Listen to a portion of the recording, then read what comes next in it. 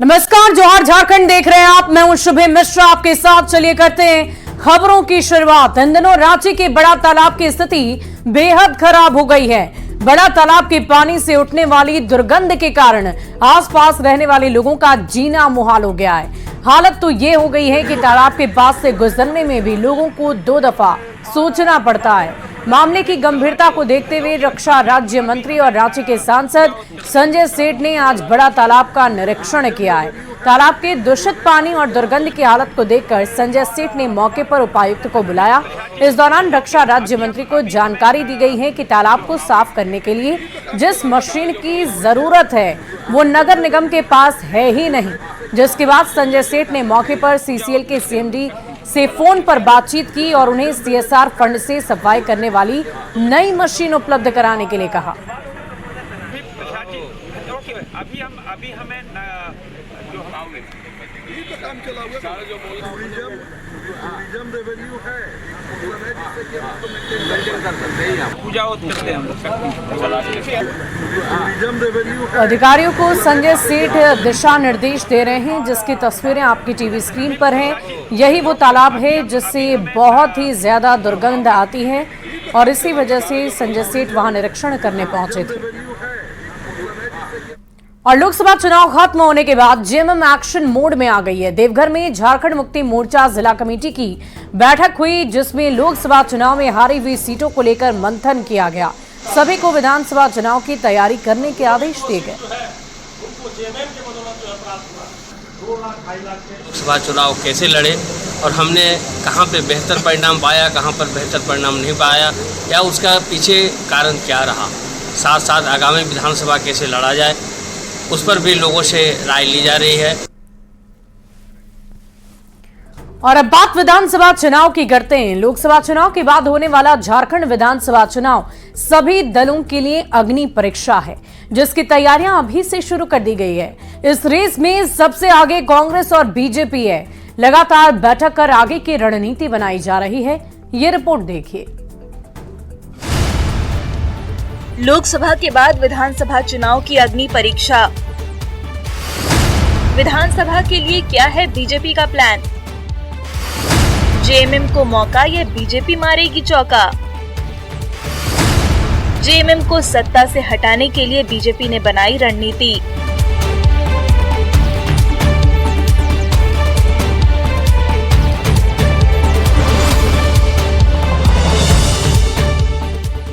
लोकसभा चुनाव के बाद केंद्र में बीजेपी की अगुवाई में एनडीए की सरकार बन गई है।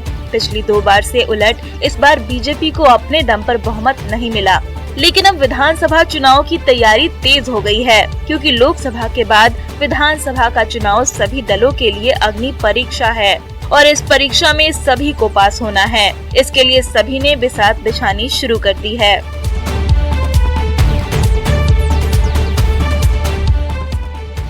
झारखंड में विधानसभा का चुनाव तैयारियों और दावों के लिहाज से दूसरे प्रदेशों की तुलना में हमेशा से अलग रहा है। यहाँ विधानसभा चुनाव लोकसभा चुनाव के तुरंत बाद होते हैं, लिहाजा पार्टियां इसका आकलन लोकसभा चुनाव में विधानसभा वार मिले वोट के आधार पर करती हैं। ऐसे में रांची लोकसभा क्षेत्र की बात करें तो इसके अंदर आने वाले 6 विधानसभा सीट हटिया, रांची, कांके, खिजरी, ईचागढ़ और सिल्ली में मिले वोट को लेकर बीजेपी खासी उत्साहित है। दरअसल खिजरी को छोड़कर 5 विधानसभा में पार्टी को कांग्रेस से ज्यादा वोट मिले हैं। ऐसे में पार्टी अब विधानसभा चुनाव में अपना फोकस खिजरी पर ज्यादा करना चाहती है। हटिया विधानसभा क्षेत्र की बात करें तो बीजेपी को यहाँ 1,56,593 वोट मिले हैं। वहीं कांग्रेस को यहाँ पर 1,03,023 वोट मिले हैं। रांची विधानसभा में बीजेपी को 1,11,678 वोट मिले तो कांग्रेस को 80,854 वोट मिले हैं। खिजरी विधानसभा में कांग्रेस को 1,13,868 वोट मिले, जबकि बीजेपी को यहां सिर्फ 97,538 वोट मिले। सिल्ली विधानसभा क्षेत्र में बीजेपी को 57,281 वोट मिले हैं तो कांग्रेस को यहां 34,886 वोट मिले। ईचागढ़ विधानसभा क्षेत्र में बीजेपी को 96,724 वोट मिले, जबकि कांग्रेस को यहां से 58,784 वोट मिले। कांके विधानसभा क्षेत्र में बीजेपी को 1,39,164 वोट मिले, तो कांग्रेस को यहां 1,19,271 वोट मिले हैं। छह विधानसभा जो रांची लोकसभा में है, मैं गारंटी देता हूं कि छह विधानसभा में हम विजय श्री करेंगे। हाँ, एक खिचड़ी किन्हीं कारणों से वहां वोट कम आए, हम उसकी समीक्षा कर रहे, किन कारणों से हम खिचड़ी में पीछे रहे। कि आने वाले विधानसभा चुनाव में उन गलतियों से सबक लेते हुए और प्रयास करेंगे कि वो गलती की पुनरावृत्ति न हो और चुनाव में हम सारी सीटों पर जीतें। रांची लोकसभा क्षेत्र की बात करें तो 6 विधानसभा क्षेत्रों में हम सिर्फ एक विधानसभा क्षेत्र में मामूली मत से पीछे रहे, तो हम काम करेंगे जरूर। जिन सीटों पर हमें जीत नहीं मिले उस पर दुगना मेहनत करेंगे। हालांकि बीजेपी की इस दलील को कांग्रेस और जेएमएम पूरी तरह से खारिज करते हैं। कांग्रेस की माने तो विधानसभा में माहौल पूरी तरह से बदला हुआ नजर आएगा, क्योंकि स्थानीय राजनीति और स्थानीय मुद्दों का तकाजा अलग होता है। विधानसभा का चुनाव, लोकसभा का चुनाव, दोनों अलग अलग मुद्दे होते हैं, विषय अलग होता है, चेहरा अलग होता है। झारखंड की जनता, झारखंडी जब इस राज्य का चुनाव होगा तो क्या मूड और क्या मिजाज रखती है, जनादेश क्या आएगा, उसका आकलन उन लोगों को है। देखिए, भारतीय जनता पार्टी अब लाख आदिवासी सीटों पर समीक्षा कर ले, अब उस समीक्षा का रिजल्ट उसे नगण्य मिलने वाला है, क्योंकि आदिवासी समाज इस बात को जानती है कि कैसे सिर्फ भारतीय जनता पार्टी हमें वोट बैंक के रूप में सिर्फ इस्तेमाल करती है। बीजेपी की पूरी कोशिश है कि झारखंड में जेएमएम को सत्ता से उखाड़ फेंकें। इसके लिए चुनावी बिगुल फूंक दिया है, लेकिन सवाल उठता है कि क्या बीजेपी की ये रणनीति झारखंड में काम आएगी? विधानसभा चुनाव की तैयारियों में जुटी बीजेपी लोकसभा चुनाव के दौरान मिले कुल वोटों के आधार पर अपनी रणनीति बनाने में जुटी है। दरअसल रांची लोकसभा क्षेत्र की बात करें तो सभी 6 विधानसभा में खिजड़ी को छोड़ दें तो बीजेपी को 5 विधानसभा में कांग्रेस से ज़्यादा वोट मिले हैं। लेकिन सवाल यह है कि लोकसभा और विधानसभा चुनाव के मुद्दे अलग होते हैं। ऐसे में बीजेपी का यह फार्मूला, यह रणनीति क्या विधानसभा चुनाव में काम करेगी? संजय कुमार सिन्हा, न्यूज़ 18 रांची। और राजधानी रांची से बड़ी खबर आपको बताएंगे। 19 जून को झारखंड कैबिनेट की बैठक है। शाम 4 बजे झारखंड मंत्रालय में ये बैठक होगी। इस वक्त की बड़ी खबर, आदर्श आचार संहिता खत्म होने के बाद ये पहली बैठक होने जा रही है। कई महत्वपूर्ण प्रस्ताव पर मुहर लग सकती है और बड़ी खबर आपको बता रहे हैं।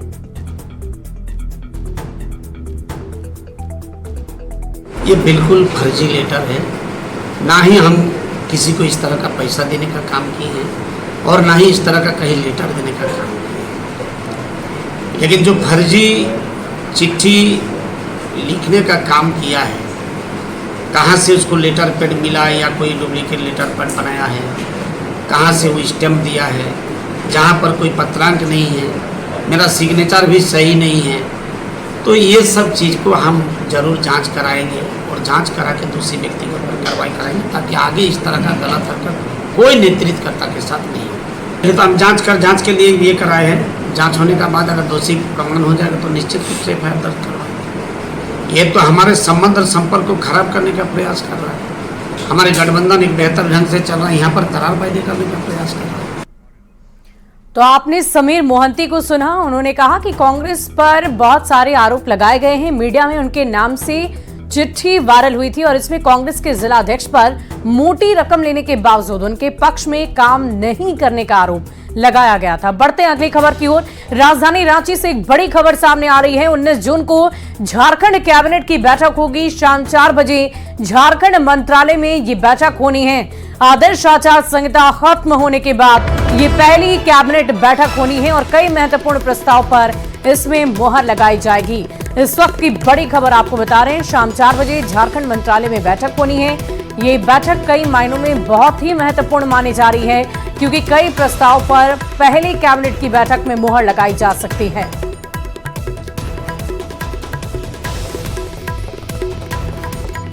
बढ़ते आगे, पेयजल स्वच्छता मंत्री मिथिलेश ठाकुर ने जिले के सभी विभागों की मैराथन बैठक की है।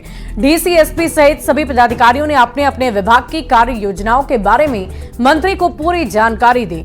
मिथिलेश ठाकुर ने सभी अधिकारियों को निर्देश देते हुए कहा कि सरकार की तरफ से चलाई जा रही विकास की योजनाओं को जल्द से जल्द धरातल पर उतारा जाए ताकि लोगों को इसका पूरा लाभ मिल सके। जनता के लिए जो योजनाएं लागू होती हैं, सरकार की जो सोच है उसको धरातल पर उतारने का निर्देश दिया गया। यहाँ भी जो कमियां हैं उनको दूर करने का, और उसी निमित्त हम लोगों ने भी कल हमने मेराल में जनता दरबार किया। जनता दरबार में जनता की समस्याएं सुनी, जनता की समस्याओं का समाधान किया गया ऑन स्पॉट। और राजधानी रांची में अतिक्रमण पर प्रशासन का डंडा चला है। हीरा लाल चौक रोड शहीद चौक पर अतिक्रमण के खिलाफ अभियान चलाया गया। सड़क पर लगी दुकान और अवैध पार्किंग में लगी गाड़ियों को भी हटाया गया।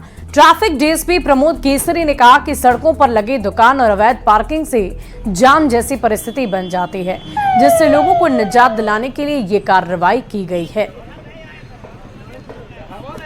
ट्रैफिक कंजेशन है, उसको लगातार हम लोग जो रोड पे अतिक्रमण करके रखे हैं उन पर हम लोग लगातार अभियान भी चला रहे हैं, और जो अवैध रूप से कहीं भी इलीगल पार्किंग कर रहे हैं उन पर भी हम लोग लगातार चालान काटने की कार्रवाई कर रहे हैं। इवन जो गाड़ियां लगी हुई है उसको टो करके भी हम लोग उस पर आकर कार्रवाई कर रहे हैं, और हम लोग कोशिश कर रहे हैं कि लोगों को सुगम यातायात व्यवस्था मिल पाए। और सोशल मीडिया पर ब्राह्मण समाज के खिलाफ भद्दी टिप्पणी का मामला तूल पकड़ता जा रहा है। भद्दी टिप्पणी किए जाने के विरोध में आज सरायकेला बाजार बंद रहा। सरायकेला मुख्य बाजार में ब्राह्मण समाज के लोगों ने घूम कर दुकानदारों से दुकान बंद करने की अपील की। 7 जून को सोशल मीडिया पर पोस्ट करके लिखा गया था कि ब्राह्मण मांस मछली खाते हैं, जिसके खिलाफ ब्राह्मण समाज के लोगों ने सरायकेला थाने में शिकायत दर्ज कराई, पर कार्रवाई नहीं होने से नाराज ब्राह्मण समाज ने विरोध स्वरूप आज सरायकेला बाजार को बंद किया और उग्र आंदोलन की चेतावनी दी है। हमारे छोटे भाई रवि सतपति जी के नेतृत्व में सरायकेला थाना प्रभारी को एक ज्ञापन सौंपा गया था कि उचित कार्रवाई की जाए। 4-5 दिन बीत जाने के बाद भी कोई ठोस कार्रवाई नहीं हुई और थाना प्रभारी द्वारा इस विषय को संज्ञान में नहीं लाया गया और उदासीन रवैया अपनाया गया, जिसके विरोध में हम लोगों ने चरणबद्ध आंदोलन का चेतावनी दिया और आज सरायकेला बंदी का आह्वान किया गया था। पोस्ट हुआ था 7/6 को फेसबुक में ब्राह्मणों को लेकर जो टिप्पणी की गई थी, जो कमेंट्स भद्दे कमेंट्स किए गए थे, आज 7 दिन बीत जाने के बाद भी थाना प्रभारी के द्वारा कोई कार्रवाई नहीं किया गया। अगली खबर गिरिडीह से आपको बताएं, जहां बीमार होने के बावजूद शिक्षक मिर्जागंज स्थित लंगटा बाबा डिग्री कॉलेज में परीक्षा करवा रहे हैं। हाथ में इंजेक्शन लगा हुआ है और शिक्षक ड्यूटी करते नजर आए।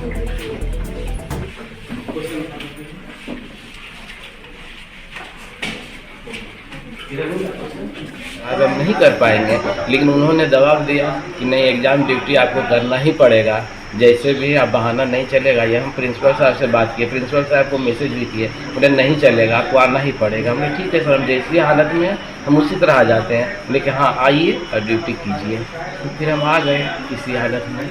और राजधानी रांची में गर्मी के कहर से हर कोई परेशान है। गर्मी के बीच पेयजल संकट भी गहराता ही जा रहा है, पर पीएचईडी विभाग अब तक लापरवाह बना हुआ है। जिस पाइपलाइन के जरिए घर घर तक पानी पहुंचाने की व्यवस्था की गई थी, उस पाइपलाइन से दिन रात पानी की धारा बहकर बर्बाद हो रही है। पिछले कई दिन से कुछ ऐसा ही हाल है, पर पीएचईडी विभाग को इसकी कोई फिक्र नहीं। और अधिक जानकारी दे रहे हैं न्यूज 18 संवाददाता ओम प्रकाश। गर्मी की तपिश से हर कोई परेशान है, तो वहीं इसके साथ ही जो पानी है, जो कि लोगों के लिए इस गर्मी में निहायत जरूरी है, क्योंकि जल ही जीवन है, लेकिन जगह जगह अगर देखा जाए तो पीएचईडी विभाग की उदासीनता जो है वो और लापरवाही कहे तो उसकी तस्वीर हमें देखने को मिल जा रही है। अभी यहाँ पर भी हम आपको दिखाने की कोशिश कर रहे हैं कि पाइपलाइन फटा हुआ है, 24 घंटे यहाँ पर पानी यूं ही बर्बाद हो रहा है। लाखों गैलन पानी जो है वो नालियों में बह रहा है, लेकिन आम लोगों तक पानी नहीं पहुंच पा रहा है। ये तस्वीर, ये बानगी पीएचईडी विभाग की उदासीनता को बयां करती है। एक हफ्ता से फुटा हुआ है, यही देख रहे हैं, एक हफ्ता से फुटा हुआ है। एक हफ्ता से जी। यूं ही पानी 24 घंटे में 24 घंटे चलता है, बहता है।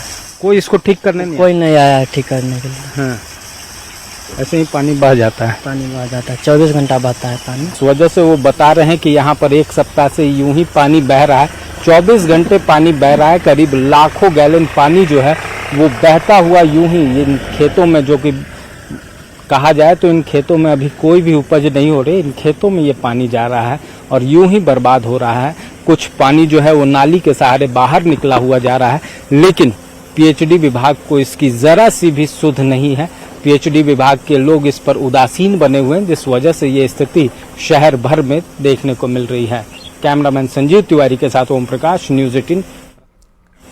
अब आपको हजारीबाग लेकर चलते हैं, जहां लोगों को पानी के लिए भी जद्दोजहद करनी पड़ रही है। कटकमदाग प्रखंड के सालगावा गांव में लोग कुएं का गंदा पानी पीने को विवश हैं। कुएं का पानी 40 फीट नीचे जा चुका है। इस गंदे पानी के लिए भी लोगों को कुएं में पानी जमा होने का इंतजार करना पड़ता है। निकल हम लोग को इंतजार करके सुबह का, हम लोग अगर रात भर इंतजार करते तो सुबह मिलता है, दिन भर इंतजार करते तो फिर शाम को पानी मिल रहा है। और सबसे दिक्कत हम लोग को कहने की बात है कि जितने भी पीएचडी से जल मीनार लगाया गया है, और जल मीनार कहीं नाम से लगाया गया है, एक भी घर में सप्लाई नहीं किया गया।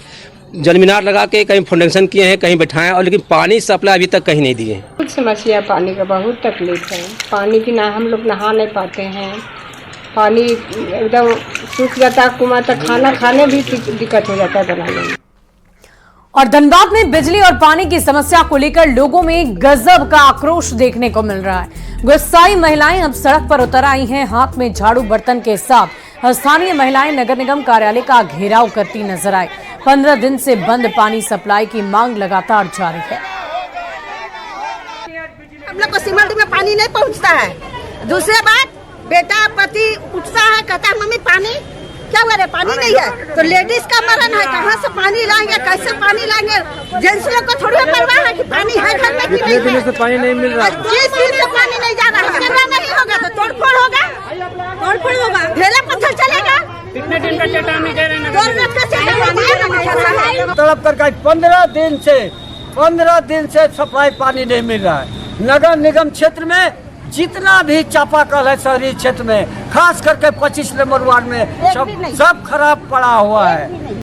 और खूंटी में सरकार की ओर से करोड़ों की लागत से बनने वाली शहरी जलापूर्ति योजना का लाभ लोगों को 5 साल बाद भी नहीं मिल पा रहा है। लोगों को आज भी पानी के लिए भटकना पड़ता है। हालांकि योजना के संवेदक से लेकर अधिकारी तक 1 महीने में योजना को चालू कराए जाने की बात लगातार कर रहे हैं। पूरे खूंटी शहर के नागरिकों को 9500 घर में जलापूर्ति करना है। और ये हमारा प्रोजेक्ट, ये जो जहाँ खड़े हैं ये WTP है, ये ऑलमोस्ट कंप्लीट हो चुका है। 2-3 दिन में ट्रायल एंड रन पे आने की स्थिति में है। अभी तक कुल 66 घरों का जो कनेक्शन का टारगेट है, उसमें से अभी 3064 कनेक्शन ऑलरेडी कंप्लीट किया जा चुका है।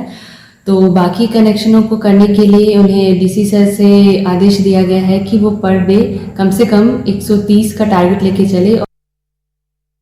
खबर बोकारो से आपको बताएंगे, जहां गंभीर बिजली संकट को लेकर सियासत गर्माती जा रही है। कांग्रेस नेता श्वेता सिंह ने बोकारो में बिजली संकट के लिए बीजेपी विधायक बिरंची नारायण को जिम्मेदार ठहराया और जल्द से जल्द सुचारू बिजली की मांग की है। बीजेपी ने कांग्रेस नेता श्वेता सिंह पर पार्टी विधायक के खिलाफ अनर्गल बयानबाजी करने का आरोप लगाया है। बीजेपी ने कहा कि बयानबाजी बंद नहीं हुई तो कार्यकर्ताओं का गुस्सा फूट पड़ेगा। चाहिए आप कैसे लाके दीजिएगा, ये आपकी समस्या है। आप जैसे अपना प्राइवेट हॉस्पिटल बना लिए ना चमचमाता, उसी तरीके से हमको पानी बिजली लाके दो। विधानसभा तुम क्या करने जाते हो? वहां जाकर के तुम क्यों नहीं आवाज को उठाते हो? वहां खटिया तोड़ने जाते हो तुम। कांग्रेस की नेत्री श्रीमती श्वेता सिंह जी लगातार अपने मर्यादा को नियंत्रण, शब्दों का नियंत्रण को खो रही है और मर्यादा का उल्लंघन करते हुए बोकारो के जनप्रतिनिधि माननीय बिरंची नारायण जी, माननीय हमारे चंदन क्यारी के विधायक प्रतिपक्ष दल के नेता श्रीमान अमर बावरी जी के विरुद्ध ऐसे भाषा का वो प्रयोग कर रही हैं कि कहीं से भी वो शोभनीय नहीं है, बहुत ही निंदनीय है। और देवघर पुलिस ने चेन स्नैचिंग करने वाले कुख्यात कोढ़ा गैंग के 2 अपराधियों को धर दबोचा है। ये गैंग पिछले 1 महीने के दौरान देवघर के चौक चौराहों पर चेन झनताई की कई वारदातों को अंजाम दे चुका है। एसपी के निर्देश पर बने एसआईटी ने बिहार के कटिहार के दोनों अपराधियों को गिरफ्तार कर लिया है। दोनों की निशानदेही पर सोने के जेवर और मोबाइल फोन जब्त किए गए। इस गैंग के बाकी अपराधियों की सरगर्मी से तलाश लगातार जारी है। बिहार के कटिहार के कोढ़ा गांव के कुछ लड़के दोबारा से यहाँ पे एक्टिव हो गए हैं और एक पूरा का पूरा गैंग यहाँ पे आया हुआ है जो कि इन छिनतई की घटनाओं को अंजाम दे रहा था। त्वरित कार्रवाई करते हुए सारठ थाना क्षेत्र से 2 अभियुक्तों को पकड़ा गया। 4 लोग थे, 2 भागने में कामयाब हुए, जिनके तलाश में छापामारी जारी है और जल्दी उन्हें भी पकड़ा जाएगा। अगली खबर पलामू से आपको बताएं, जहां डीसी के निर्देश पर निजी नर्सिंग होम पर सख्त कार्रवाई की गई और पांकी रोड के मैया बाबू अस्पताल को सील कर दिया गया है। डीसी को इस अस्पताल में कई अनियमितता की शिकायत भी मिली थी। इस पर डीसी ने नोटिस जारी किया, पर जब नोटिस का जवाब नहीं मिल पाया तो डीसी के निर्देश पर बनी टीम ने छापेमारी की और जांच के दौरान कई गड़बड़ियां पाई। साथ ही नगर आयुक्त और सिविल सर्जन की मौजूदगी में अस्पताल को सील कर दिया गया। संबंधित सिविल सर्जन के द्वारा अभी शोकॉज किया गया है, कुछ फाइन भी लगाया जाएगा और इन द मीन टाइम इन्हें ऑपरेशन बंद रखने के लिए निर्देश दिया गया है।